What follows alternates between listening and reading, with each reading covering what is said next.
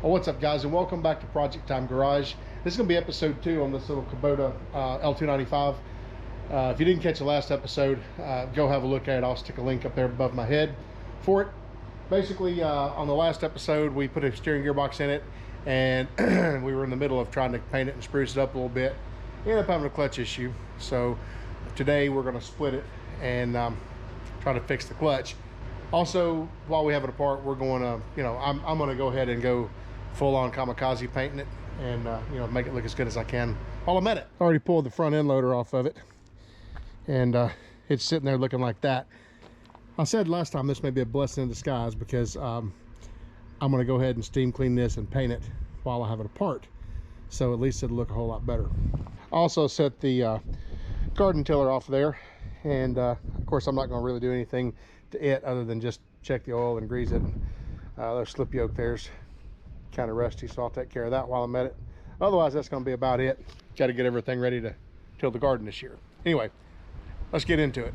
Like I did the last time, I'm going to go ahead and pull all this mess off without doing it on camera because you guys saw it in the first episode. If you haven't, go back and watch that video. Watch all of it, including the commercials. Like, share, comment, subscribe, and all that mess while you're there. I'll be back in a second.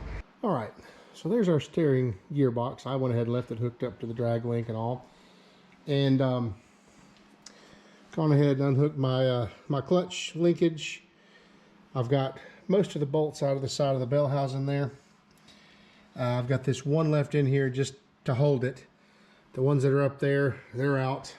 We've got the hydraulic hose there broke, and fuel lines broke loose. All of our linkages broke loose. We've got wedges here driven between the axle and the main belly there of the tractor. What that does is that keeps the whole thing from trying to fall over, because this axle is a pivot point, and it keeps it from trying to fall over once you disconnect the back, disconnect these bolts. Got a motorcycle jack underneath it here, and the idea really is just going to be to leave the front stationary, and we're going to take a ratchet strap and we're going to run it from the gearbox area here. We're going to go up onto this trolley jack. This jack here, it's on casters, so it moves around. So we're going to strap from there up to that, and then once we get a little bit of tension on it, we'll break these last two bolts out, and then hopefully we can start wiggling and moving, and we can slide this trolley jack back and hopefully separate the tractor. There's not a lot of weight there. All the weight is sitting here when the tires are staying on it. So really all you're really trying to do is just balance that front to keep it from just falling down. A couple of guys could pick that up, no problem if it went to the floor. So that's the game plan.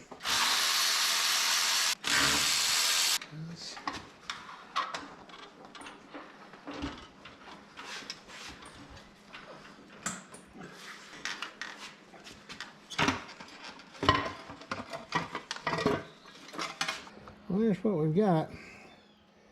There's your problem. There's obviously something in between the friction disc and the fog wheel that is keeping it pressed right there, and that's where all the clamping force is coming from. Pop this clutch off, or this pressure plate off, see what we got.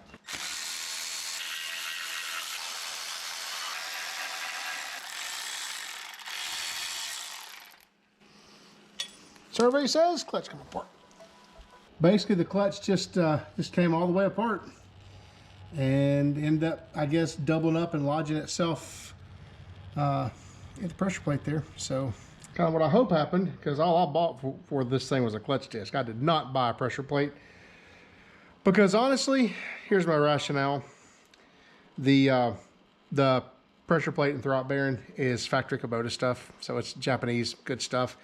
Most likely whatever I buy today is going to be Chinese, so whatever's in the tractor is probably a hell of a lot better than what I had. At least that's been my experience with pieces and parts in the past.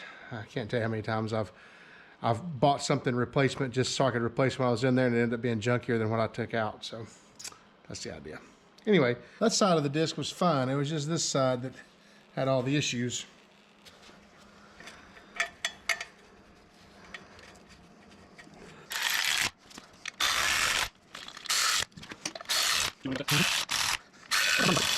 So So I got it back together and went ahead and spent a little bit of time pressure washing, as you can tell by the evidence left behind.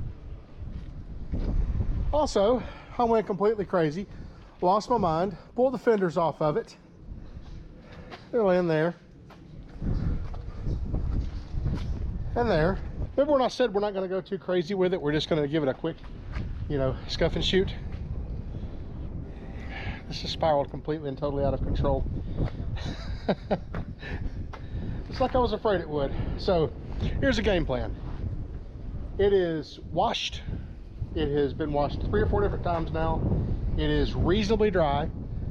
So I'm going to start with the chassis color, the whatever Kubota blue color, and I'm going to try to paint everything that I possibly can. Of course, again, this is the windiest day I think I've ever seen. If a person had a kite today, this would be the day for them. I actually considered laying the tank back on it and pulling it in the shed there so I can paint the stupid thing without having to worry about the wind blowing everywhere.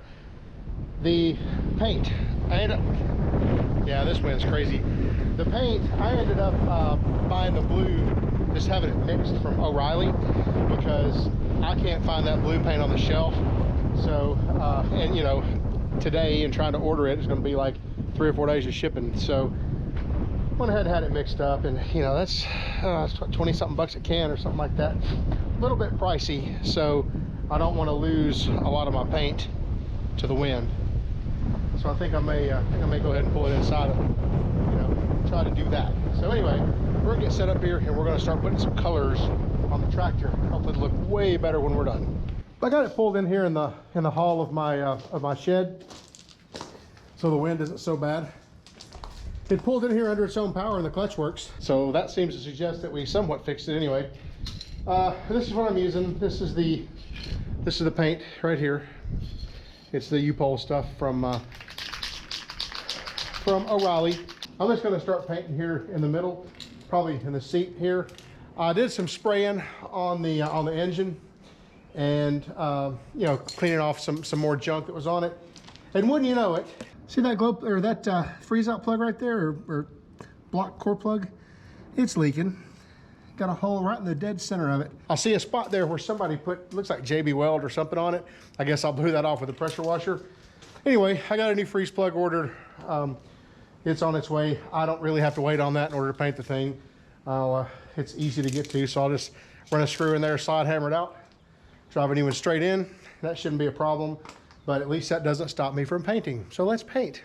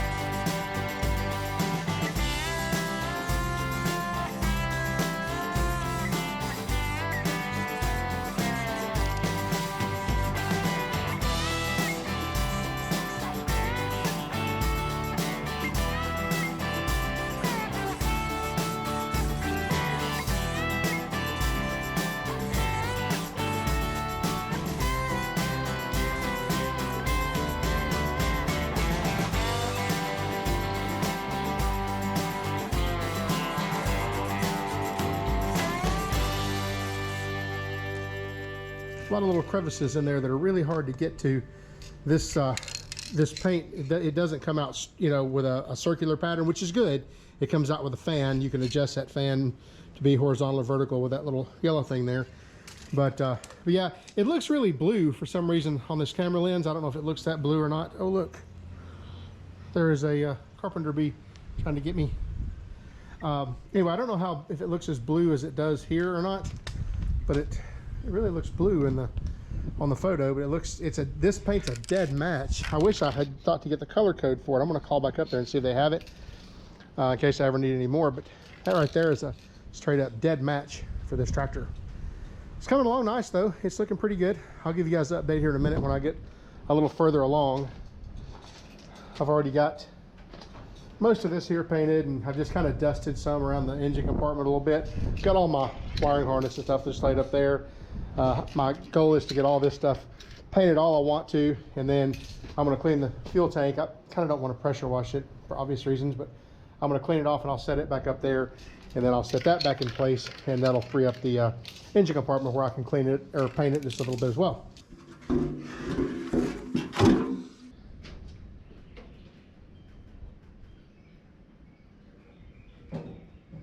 This is where we scuff everything up, isn't it?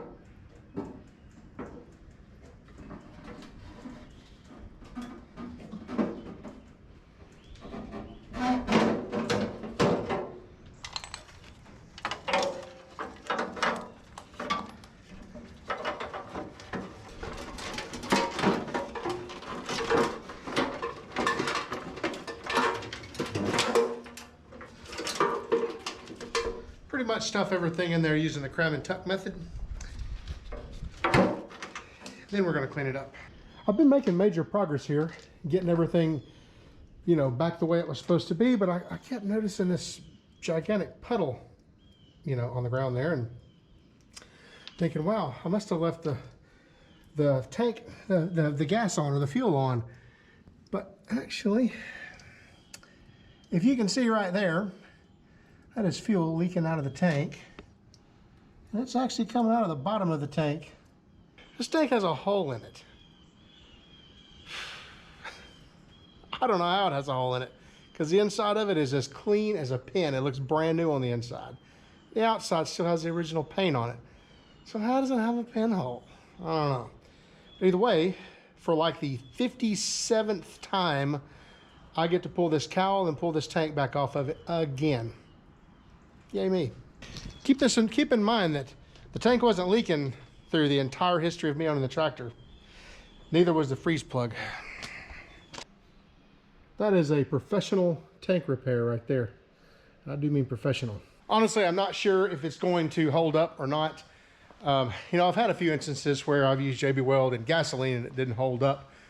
But, you know, all in all, in diesel fuel, I've had pretty good success with it. So I'm not too worried. I mean, after all I gotta do is take the tractor back apart again if it does leak, and either take it and have it brazed or something like that. But honestly, again, this is not a concours restoration. Although, this is where we are currently in the process. Yeah, I went ahead and put a coat of paint on the brakes. Yeah, I went ahead and colored my my oil fill locations red. Remember this knob that had a nail through it? Yeah, that's a nail. Nailed it. Oh, there's one that I whipped up and made last night. I 3D printed that, and basically it's just got a countersunk screw there. I've got a 8/32 screw, or sorry, a 6/32 screw. Goes through it, threads into that, and goes almost all the way through this. So, and I even went ahead and put heat and start up there. I didn't really do a good job cleaning it up, but it's tractor.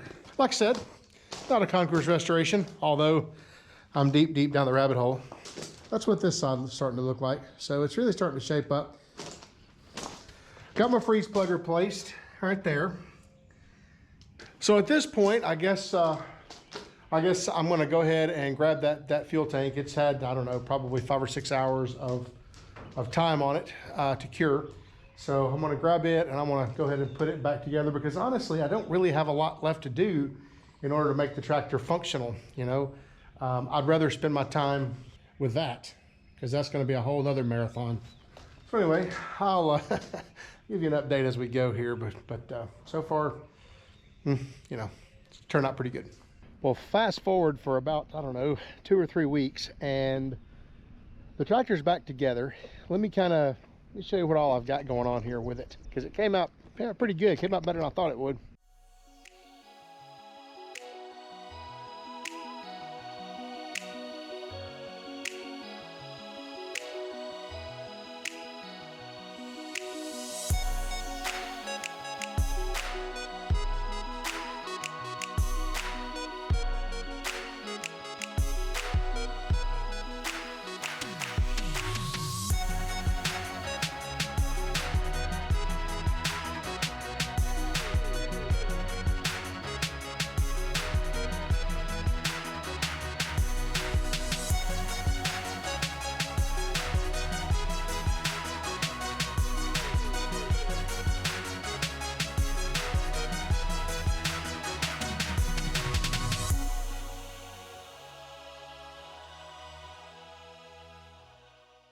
We put the steering box on it in the first video, and of course in this video we split the thing while I had it apart. Went ahead and painted all of this. I even tried to do a little bit of detail work, like, you know, painting these back red. I think they were originally red from the factory. You know, anywhere that needs this an oil point. I got my lights working and my temp gauge and my tack, and I went ahead and replaced this this temperature gauge, because the back side of it was all crusty and it was falling apart and literally just coming apart. I 3D printed a steering wheel center because I didn't have one.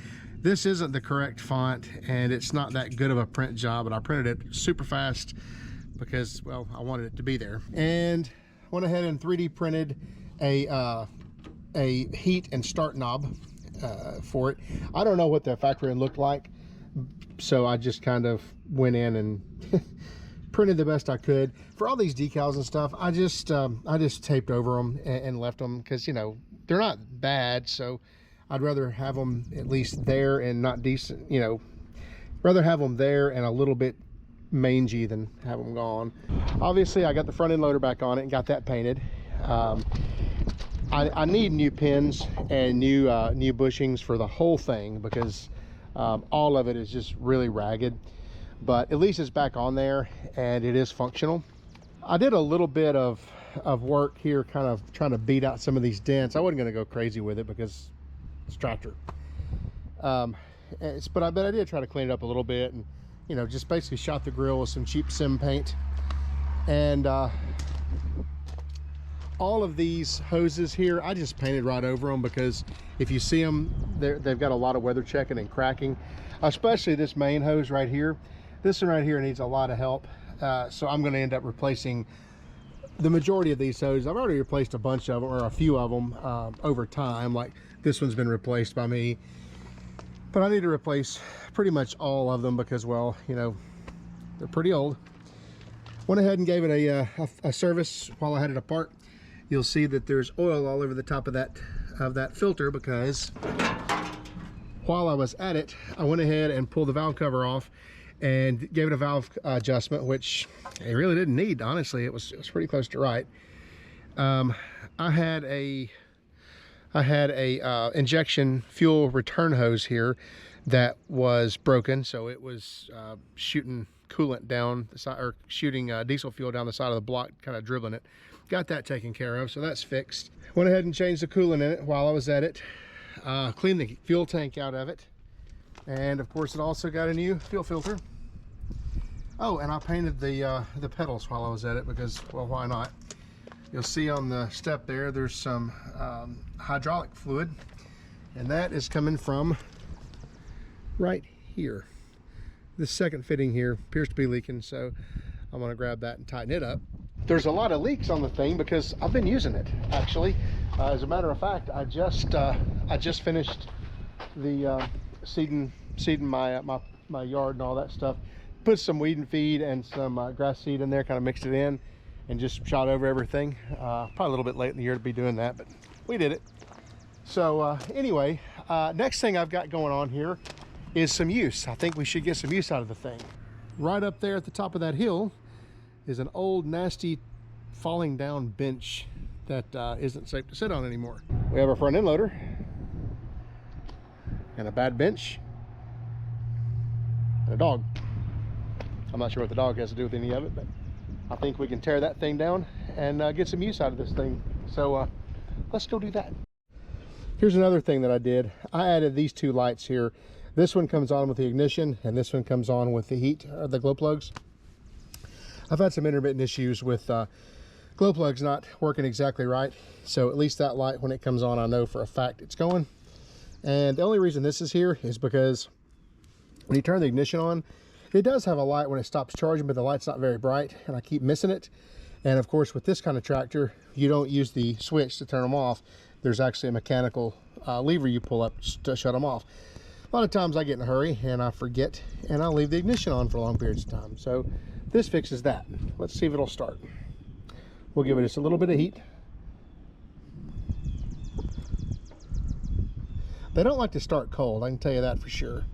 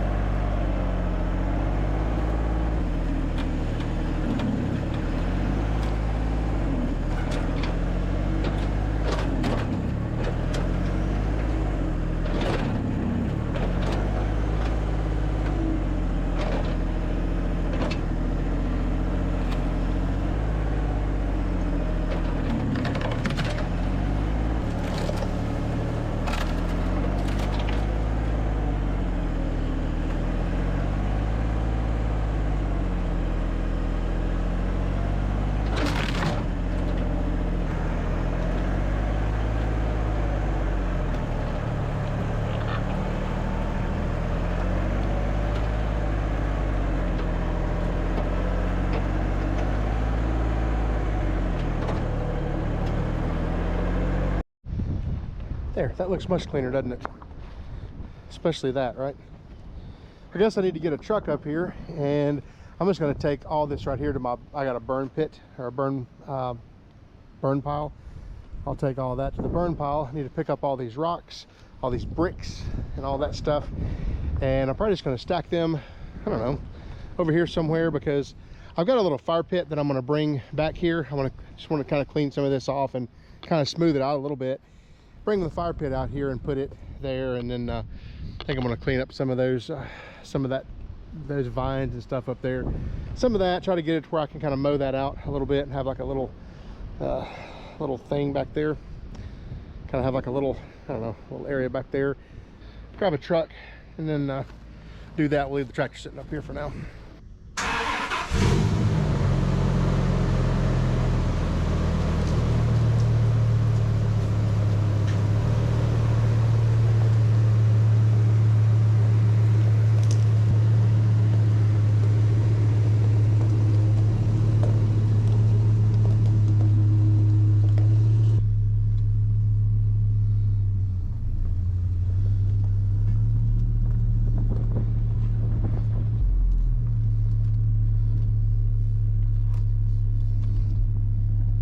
Happy wife, happy life. Don't tear up the yard.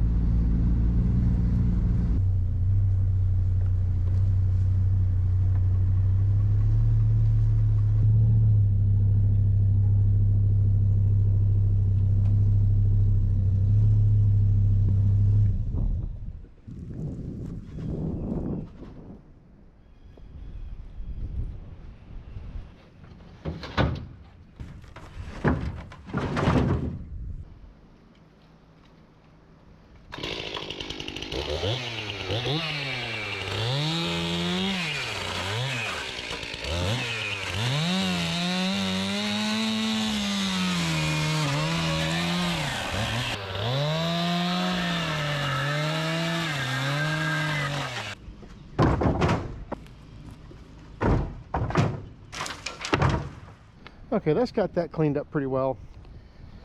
Went ahead while I was at it and it's kind of scraped off that top layer of junk and threw down some fescue and a little bit of fertilizer. So hopefully that'll start growing in. I'm probably going to water it here in just a minute. Of course, it's going to rain here in a couple of days, so you know, might let Mother Nature take care of it. I don't know. Went ahead while I was at it and threw some more grass seed in the yard in various spots that were a little bit bald. So the tractor works good. The clutch is doing well. It's doing what it's supposed to do. The front end loader I actually managed to tighten it up a whole lot when I put it back on. So, you know, I think we got ourselves a working Kubota tractor. So appreciate you watching, guys. Don't forget to like, share, subscribe, tell all your friends about us. I'll see you next time.